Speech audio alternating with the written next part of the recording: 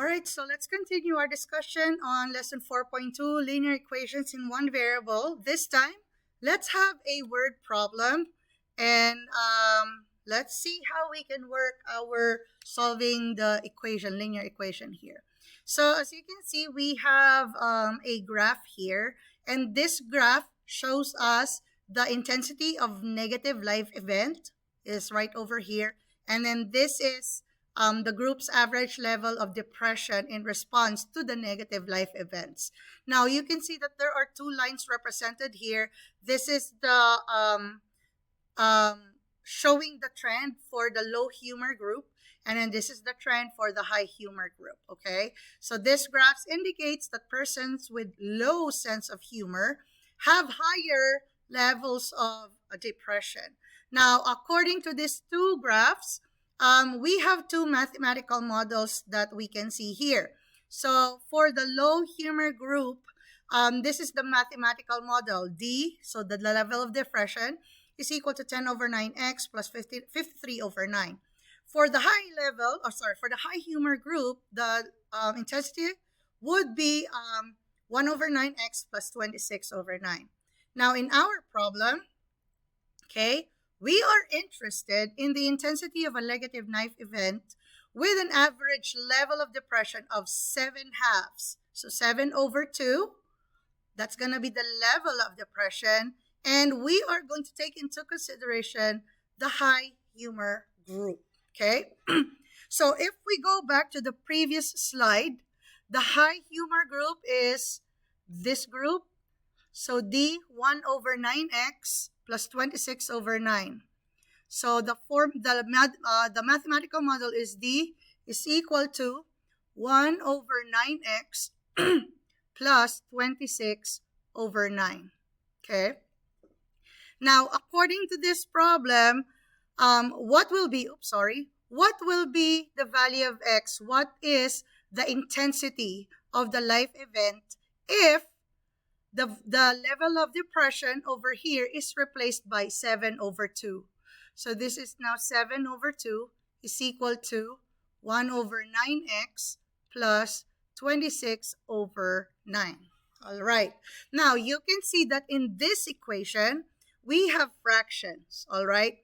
Now, when you have fractions, okay, they are not, the only way that you can work with fractions on the equations is we try to remove the denominator. So we need to multiply everything by a number that could be, that will make us cancel the denominators 2 and 9, okay? So if we try to think of it, and usually it's always the product of the two different denominators.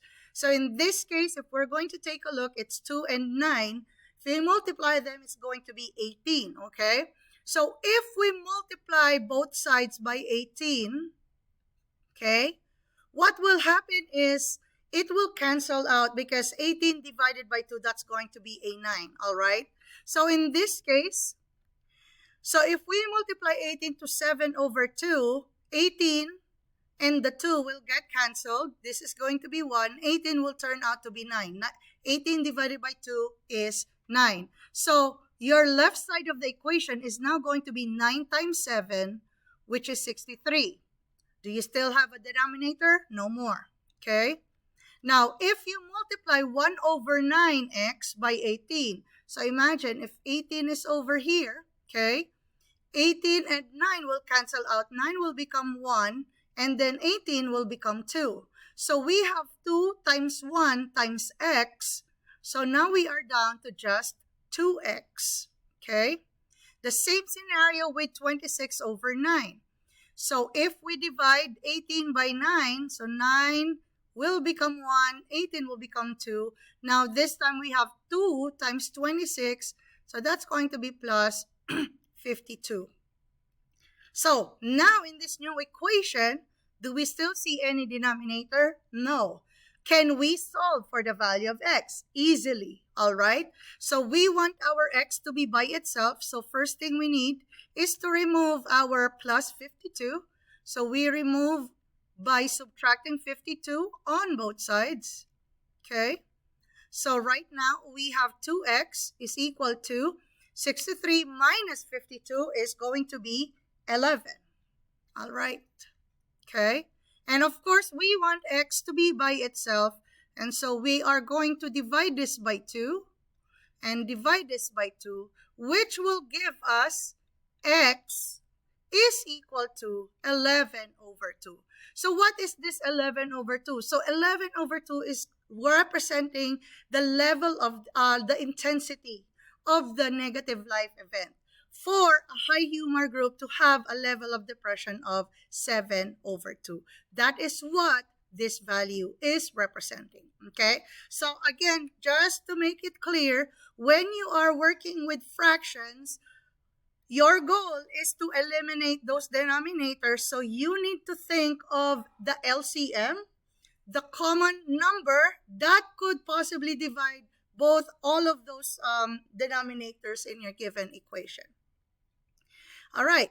Now, do we always have solutions in our equations? Well, there are special cases wherein there will be no solution. So how do we know if there is no solution? Okay. Well, first of all, try to solve the equation.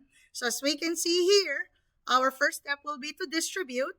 So we have 2x plus 6 is equal to, we distribute this on the x plus 4. So that will be 2 times x and then 2 times 4, which is 8.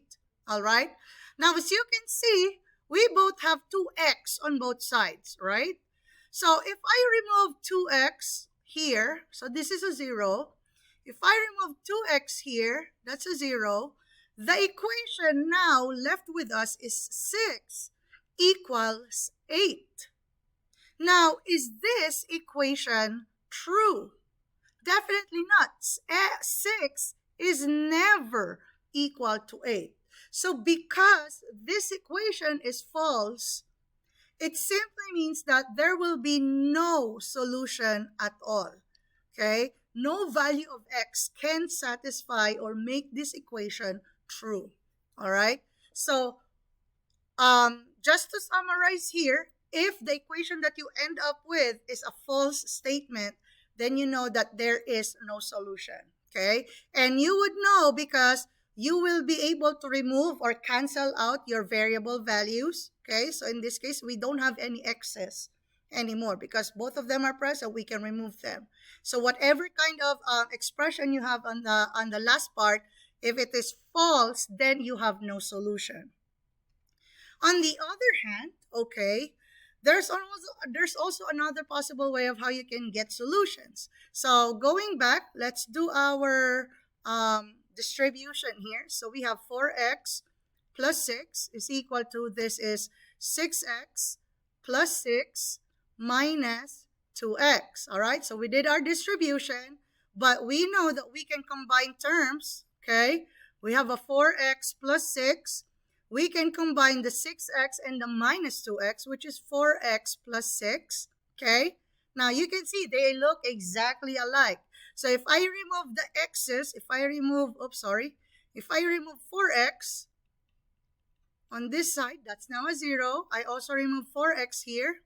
We end up with a 6 equals 6. Is this statement true? Yes, okay? So, if your variable gets eliminated and you are down to an expression, if that equation is true, then you have multiple solution or unlimited number of solutions, okay? Infinitely many solutions, okay? So, pretty much any number, all numbers could be a solution for this particular equation. All right, thank you.